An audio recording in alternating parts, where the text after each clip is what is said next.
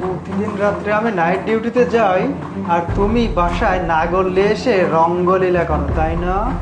আজকে বেবি দুইটারে আমি হাতে নাতে ধরবো, আর এই ফাঁদে তোমাকে পড়তেই হবে আজকে।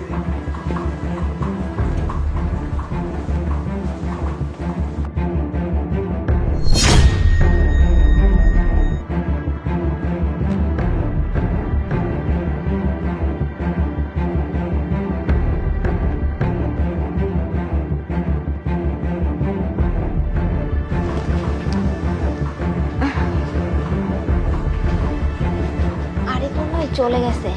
এই সুযোগ, আমিরুলকে তাড়াতাড়ি একটা ফোন দেই।